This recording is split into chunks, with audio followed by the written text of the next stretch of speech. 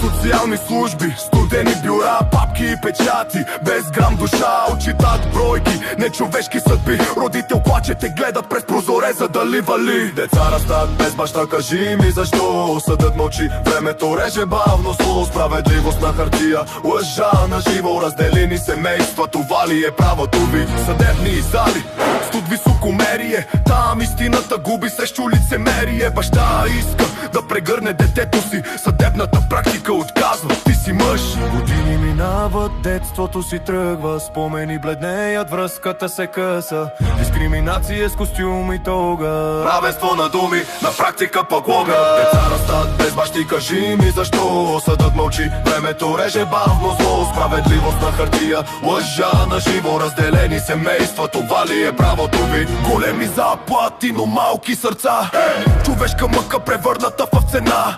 Колкото по-дълго, толкова по-изгодно. Процеси без край, моралът продаден удобно. Никой не плаща за безсънните нощи, за деца, които питат къде е татко. Драми се крият под държавен килим, машина без лице, без срам и без грим. Деца растат без бащи, кажи ми защо. Съдът мълчи, времето реже бавно зло. Справедливост на хартия, лъжа на живо. Разделени семейства, това ли е правото ви? Деца без модел, без ръка да ги вдигне, без мъжки пример да ги напъства. После питате защо има гняв, като сте отрязали корена, убили сте свят. Истината ранява, но трябва да се каже, системата чупи и после пита защо мразят. Това не е война между майка и татко, а битка срещу практика, която ги смачва. Бащата не е портфейл, не е статистика, не е грешка. То е гръб, то е глас, то е любов, не присъда тежка.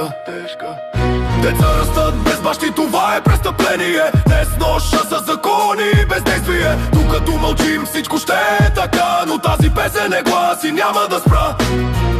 За всички бащи, които чакат, за всички деца, които питат. Истината няма печатът, но тежи повече от всяка присъда.